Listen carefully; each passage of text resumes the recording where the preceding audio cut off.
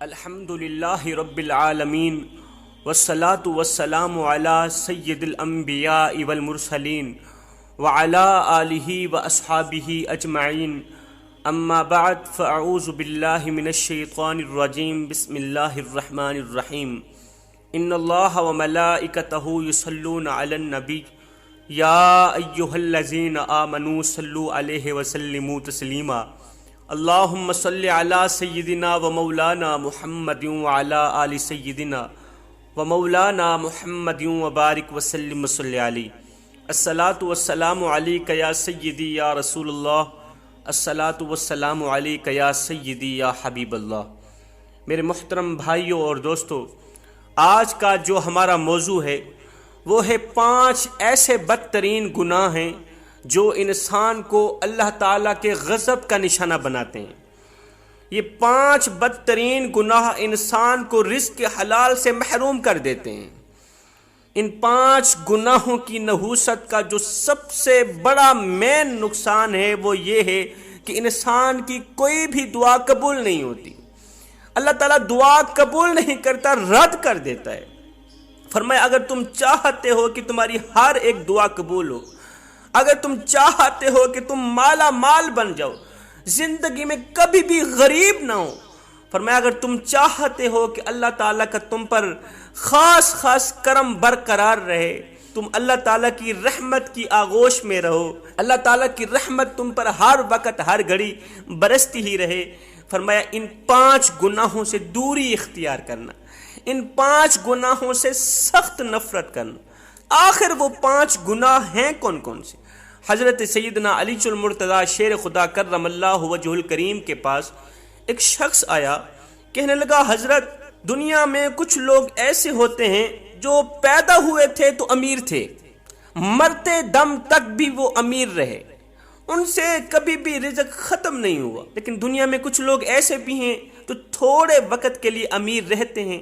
تھوڑے وقت کے لیے رزق سے مالا مال رہتے ہیں، لیکن پھر غریب تر غریب بن جاتے ہیں، رزق ان سے چھین لیا جاتا ہے۔ حضرت مجھے بتایا جائے کہ وہ کون سے ایسے بدترین گناہ ہیں جو انسان کو رزق سے محروم کر دیتے ہیں، رزق مٹا دیتے ہیں، ختم کر دیتے ہیں۔ حضرت علی رضی اللہ تعالی عنہ نے فرمایا اے انسان، 5 بدترین گناہ ایسے ہیں جو انسان کا رزق ختم کر دیتے ہیں۔ پوچھا گیا حضرت وہ 5 بدترین گناہ ہیں کون کون سے؟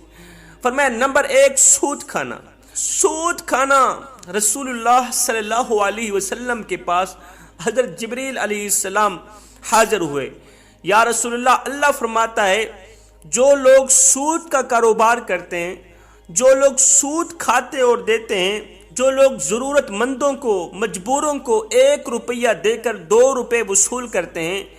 ایسے لوگ قیامت کے دن ان لوگوں کی طرح قبروں سے اٹھائے جائیں گے جن کے چہرے مسخ کر دیے جائیں گے۔ ان کے چہرے بھی مسخ کر دیے جائیں گے جو دنیا میں سود کا کاروبار کرتے ہیں، ضرورت مندوں کو، مجبور لوگوں کو 1 روپیہ دے کر 2 روپے وصول کرنے والے لوگ قیامت کے دن اس حال میں اٹھیں گے کہ ان کے چہرے مسخ کر دیے جائیں گے۔ میرے نبی نے فرمایا لوگو، کیا تم میں سے کوئی اپنی ماں کے ساتھ گناہ کرنا پسند کرتا ہے؟ لوگوں نے کہا ہرگز نہیں آقا، ہمیں اس گناہ سے سخت نفرت ہے۔ فرمایا سنو، اپنی سگی ماں کے ساتھ گناہ کرنے کا اتنا گناہ نہیں جتنا سود کھانے کا ہے۔ تم سود کیوں کھاتے ہو؟ رزق ختم کرنے کی جو مین وجہ ہے وہ ہے سود کھانا۔ حضرت شیخ سعدی رحمت اللہ تعالی علیہ فرماتے ہیں میں ایک نئے مکان کی تلاش میں تھا،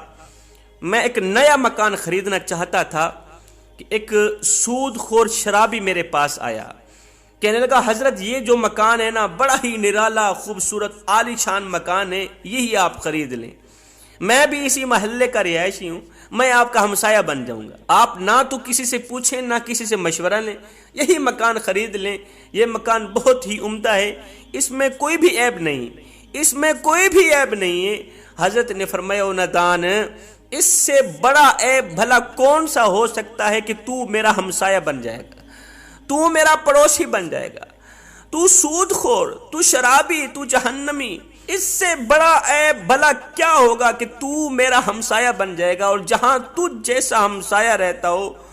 وہ مکان مجھے مفت میں بھی ملے تو بھی مہنگا ہے، اور ہاں تیرے مرنے کے بعد اس مکان کی قیمت 10 گنا اور زیادہ بڑھ جائے گی۔ حضرت علی نے فرمایا دوسرا گناہ کسی نیک متقی عورت پر تہمت لگانا۔ اللہ تعالیٰ قرآن مجید کے اندر ارشاد فرماتا ہے جو لوگ نیک عورتوں پر تہمت لگاتے ہیں وہ عورتیں جو ہر وقت میری رحمت کی آغوش میں رہتی ہیں، جن پر ہر وقت ہر گھڑی رحمت کی بارش برستی رہتی ہیں، جو نمازی ہیں، قرآن پڑھتی ہیں، تہجد گزار ہیں، باپردہ ہیں، نیک متقی پرہیزگار عورتیں ہیں، جو لوگ ایسی عورتوں پر تہمت لگاتے ہیں مجھے قسم ہے اپنی عزت اور جاہ و جلال کی، میں اس وقت تک ان لوگوں کو معاف نہیں کروں گا، ہرگز نہیں کروں گا جب تک وہ نیک عورت انہیں معاف نہیں کرے گی جن پر انہوں نے تہمت لگائی تھی۔ جس طرح ایک ماں اپنی لاڈلی اولاد کے خلاف ایک حرف بھی سننا پسند نہیں کرتی، سیم اسی طرح اللہ تعالیٰ بھی اپنے نیک بندے کے خلاف ایک حرف بھی سننا پسند نہیں کرتا۔ حضرت سیدنا عیسیٰ علیہ نبینا علیہ السلام کے پاس ایک بڑھیا عمر رسیدہ خاتون آئی، کہنے لگی حضرت میں کافی دور سے آئی ہوں، میرا ایک شوہر تھا جس سے میں بڑی محبت کیا کرتی تھی، بڑا پیار کیا کرتی تھی، آج سے 30 سال پہلے میرا شوہر فوت ہو گیا، اس کا انتقال ہو گیا،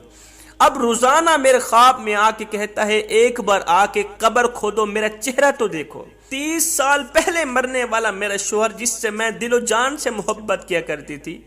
وہ روزانہ میرے خواب میں آ کے کہتا ہے ایک بار آ کے میری قبر کھودو، میرا چہرہ تو دیکھو۔ حضرت میں کافی دور سے آپ کے پاس چل کر آئی ہوں۔ حضرت عیسیٰ علیہ السلام نے فرمایا آؤ چلتے ہیں تیرے شوہر کی قبر پر۔ قبرستان چلے گئے، حضرت نے پوچھا بتا تیرے شوہر کی کون سی قبر ہے؟ کہا یہ قبر ہے۔ حضرت عیسیٰ علیہ السلام نے دونوں ہاتھ اٹھائے، تھوڑی دیر کے لیے روتے رہے، دعا بھی کرتے رہے۔ خشیت الہی کے بعد دعا کرنے کے بعد حضرت نے قبر کی طرف اشارہ کرتے ہوئے کہا اے قبر کے اندر سونے والے اللہ کے حکم سے کھڑا ہو جا، اے قبر کے اندر سونے والے اللہ کے حکم سے کھڑا ہو جا۔ ایک دم قبر پھٹی، اس کے اندر سے ایک ایسا انسان کھڑا ہوا جسے دیکھ کر اس بوڑھیا نے ایک چیخ ماری، زوردار چیخ ماری، زمین پر گری بے ہوش ہو گئی۔ اس صورت کا ایک انسان کھڑا ہوا کہ اس کا بدن تو انسانی تھا مگر اس کا چہرہ مسخ کر دیا گیا تھا، اس کی صورت مسخ کر دی گئی تھی۔ وہ عورت بڑھیا بے ہوش ہو گئی۔ تھوڑی دیر بعد جب اسے ہوش آئی تو حضرت عیسیٰ علیہ السلام نے اس شخص سے پوچھا جس کا چہرہ مسخ کر دیا گیا تھا، پوچھا او نادان تو دنیا میں کون سا ایسا گناہ کیا کرتا تھا جس کی وجہ سے تجھے اتنی بڑی سزا ملی، اتنا بڑا عذاب ملا کہ تیرا چہرہ مسخ کر دیا گیا؟ اس نے کہا حضرت بس ایک عادت کی نحوست نے میرے چہرے کو مسخ کر دیا، ایک گناہ کی نحوست نے میرے چہرے کو مسخ کر دیا۔ کون سی عادت، کون سا گناہ تھا؟ کہتا ہے میں نیک عورتوں پر تہمت لگاتا تھا، نیک عورتوں پر لگائی گئی تہمت نے میرا چہرہ مسخ کر دیا۔ کل قیامت کے دن بھی میں ان لوگوں کے ساتھ اٹھایا جاؤں گا جن کے چہرے مسخ کر دیے گئے۔ حضرت علی رضی اللہ تعالیٰ عنہ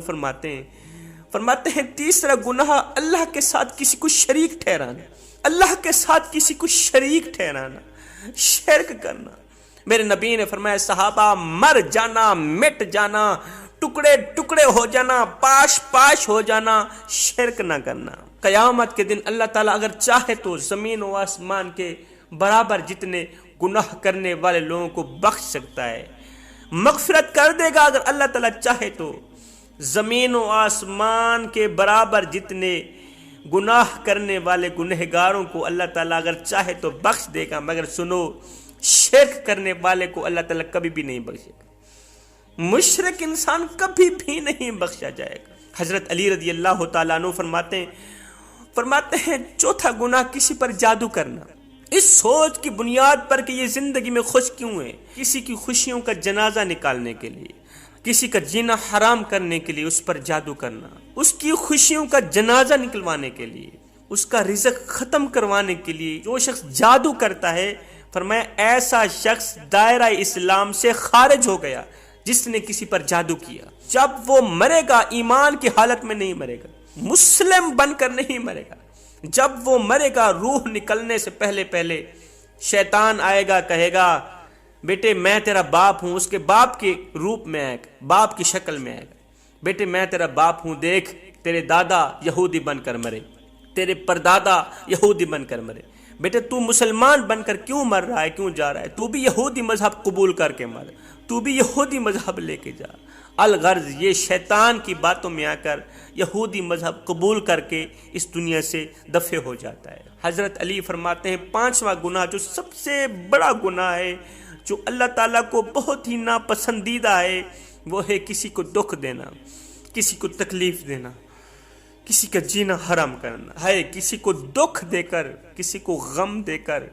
کسی کو درد دے کر, کسی کا جینا حرام کر کے, کسی کی زندگی اجیرن بنا کے, برباد کر کے, کسی کی آنکھوں سے آنسو نکال کے, کسی کی عزت والی پگڑی خاک میں ملا کر, تجھے کیا لگتا ہے کہ تو ساری زندگی ایسے ہی مسکراتا رہے گا؟ نہ بندے نہ, بس وقت کے الٹنے کی دیر ہے, تیری باری بھی دور نہیں.